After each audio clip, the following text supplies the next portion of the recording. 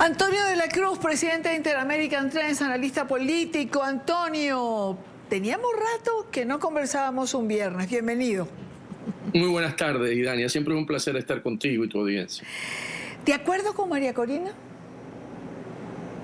Totalmente de acuerdo con María Corina, porque las sanciones no son las que crean la crisis en Venezuela. La crisis en Venezuela obedece a un modelo económico que empezó con Chávez, siguió con Maduro, en la que financian el gasto público, el déficit fiscal, con emisión de moneda sin respaldo. La razón de la inflación es un problema monetario, como lo demostró Javier Milei en Argentina. Recortó y empezó a recortar gasto y a hacer las decisiones correctas en términos de normalizar toda la emisión de dinero, y hoy Argentina logró bajar su inflación en alrededor de 500%, hoy está apenas en 2 dígitos. En Venezuela es el modelo económico lo que realmente tiene la crisis que hoy presenta y que se viene sosteniendo en los últimos 15 años. Sin embargo, Antonio, la narrativa del régimen va precisamente a apuntalar que son las sanciones las culpables de que la economía vaya como va. Eso me recuerda a mí, Dania, a Cuba.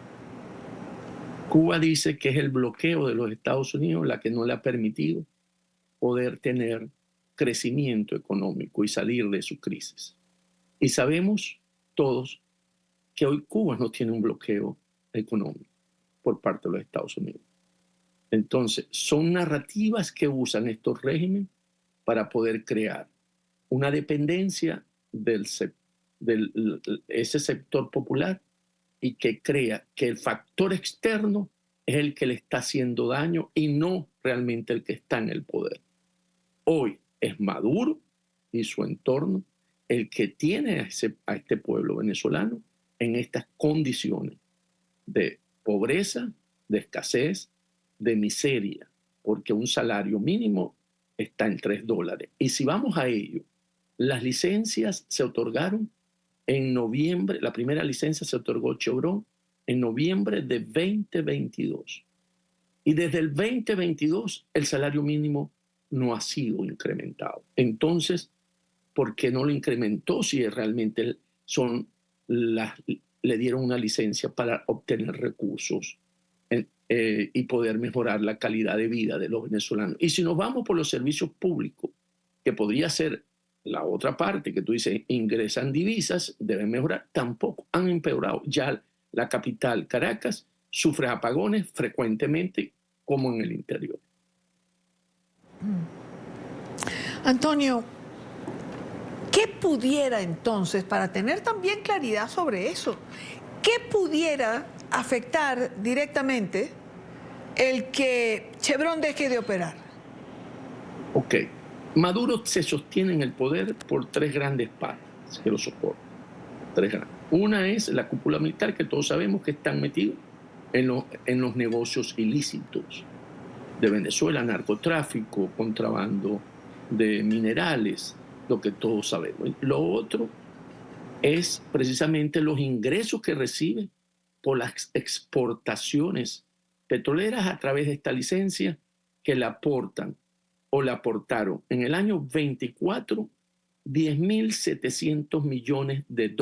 Y este es un dinero limpio, un dinero que puede transarse en cualquier mercado para pagar, y se ha usado básicamente la represión, la corrupción y el lavado de dinero. Entonces, esa es una de las patas importantes. La salida no solamente de Chevron, es la salida de todas las empresas que le otorgó la administración Biden, petroleras y manejadoras de productos de hidrocarburos, para que tuviese, y eso fue en el Acuerdo de Barbados, una solución política a la crisis venezolana. Todas esas licencias el presidente Trump las va a cancelar, como ya ha venido haciéndolo con Chevron y con las de servicio, Halliburton, Schlumberger, que pueden estar en Venezuela, Chevron, hasta el 3 de abril, y las de servicios internacionales hasta el 4 de mayo. Y se dice que es lo que hemos sabido en la tarde de hoy, tanto tú como yo,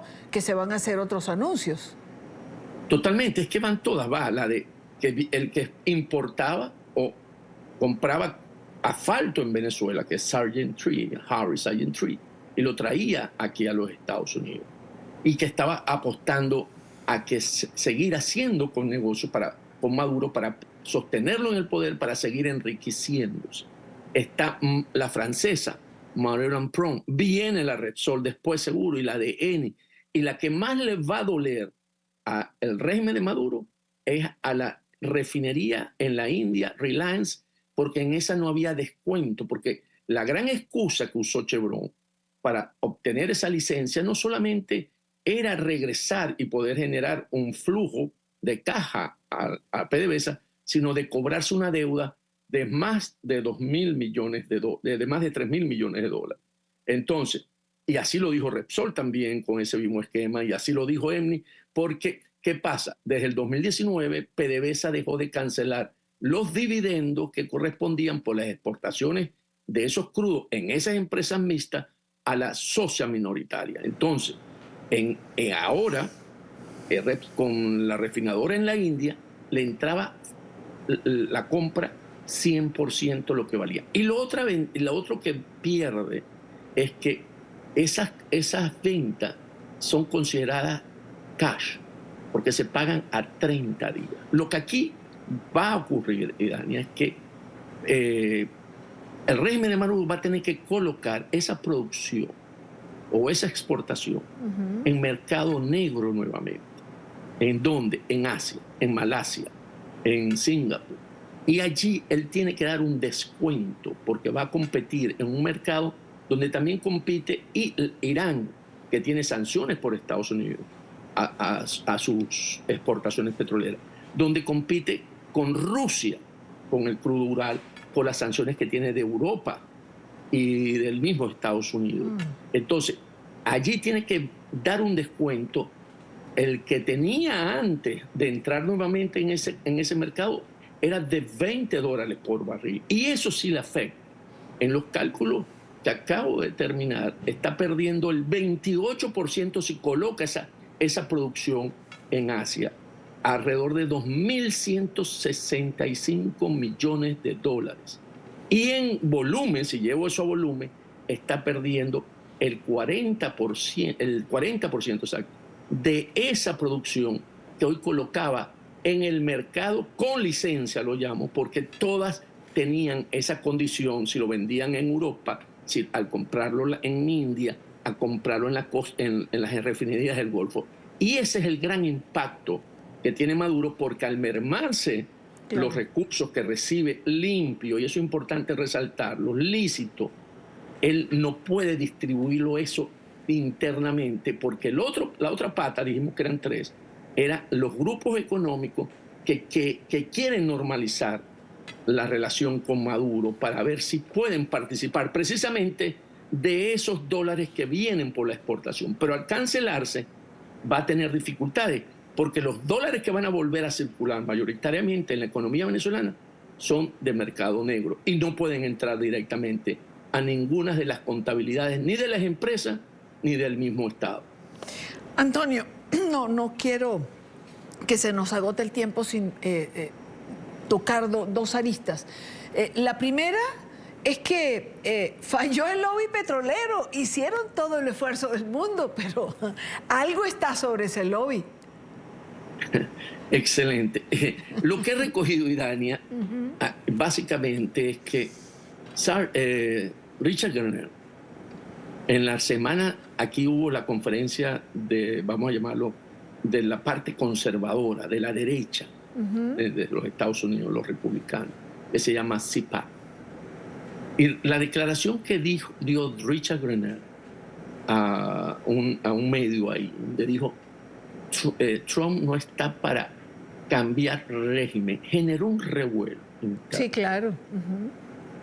Tan fuerte que Trump tuvo que tomar la decisión, porque hasta ese momento no había tomado la decisión. Y además, los representantes de la Florida plantearon como estamos en ese momento en un proceso de aprobación del presupuesto y había que aumentar los techos, que para ellos estaba siendo muy difícil acompañar ese aumento en el presupuesto, porque estaban teniendo muchas dificultades con su base electoral. Lo hicieron de una manera sugerida, no que se impusieron, porque a Trump nadie se le impone. Y esos elementos confluyeron para que tomara la decisión y dijo, nos vamos entonces con la propuesta que lo habíamos hablado tú y yo, de los miembros de su gabinete, Marco Rubio, Mike Waltz, ¿verdad?, del Consejo de Seguridad Nacional, los representantes de la Florida y el senador Rick Scott, que dijo, el problema en Venezuela es Maduro y por lo tanto hay que buscar esa solución. Y por eso el lobby petrolero pierde en ese momento la propuesta de ellos, que lo que había que hacer era negocio con Maduro y dejarlo ahí. Entonces, cambia el resto. Y lo otro, que creo que sí lo comentamos en una oportunidad, es que el hijo del presidente Trump, sí, ¿verdad?, Junior, entrevista ese día a María Corina Machado con la aprobación de su papá. Ahí marcó también una dirección, porque sabía que esa conversación con María Corina Machado iba a tener impacto y por lo tanto Donald Jr. consultó con su papá para que le aprobara esa entrevista. Entonces cambió, si lo vimos en ese sentido, la orientación hoy por parte del presidente Trump es una orientación que en Venezuela tiene que restablecerse el orden constitucional y como tal, al haber habido ya una elección el 28 de julio, va a empujar los esfuerzos a respetar esos resultados, porque de la otra manera va a seguir aplicando la máxima presión y lo hemos visto cómo lo hace cuando toma esa decisión. Lo hemos visto con Zelensky, lo hemos visto con el presidente Petro, lo hemos visto con Canadá, con Trudeau, lo hemos visto con la presidenta de México. O sea, lo vimos recientemente, que todos sabemos que es su gran amigo de hoy en día, con Putin, que ya le dijo, si sigues bombardeando, vamos a tener que ponerte máxima presión. Entonces, cuando Trump llega a ese nivel, él usa todo el poderío de los Estados Unidos para lograr su objetivo.